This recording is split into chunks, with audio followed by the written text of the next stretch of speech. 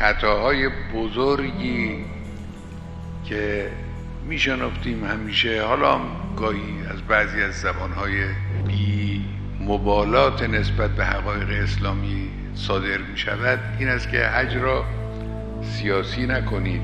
یعنی چه سیاسی نکنید؟ اونچه که ما در حج لازم داریم از امور سیاسی عین تعالیم اسلام است.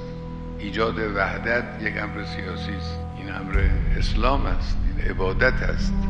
در حج ما از ملت فلسطین یا مظلومین دنیای اسلام مثل مظلومین یمن و دیگران اگر دفاع میکنیم و حمایت میکنیم، این البته یک کار سیاسی است، اما سیاستی است عین تعالیم اسلامی.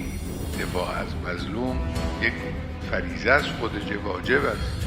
یا براءت از مشرکین در عمل حج کار سیاسی هست، اما این کار سیاسی عیناً همون تکلیف دینی است، عیناً همون عبادت است.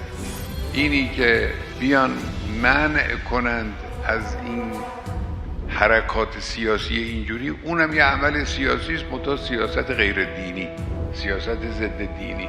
اینی که بگن حق ندارید به آمریکا در حج بگید بالای چشمت ابروست، بله این یک حرکت سیاسی است، منتها حرکت سیاسی شیطانی است، حرکت سیاسی غیر اسلامی است. اما این که شما اونجا ابراز براءت کنید از هر مشرکی، از هر ضد اسلامی، اینم حرکت سیاسی است، منتها سیاست عین دینه.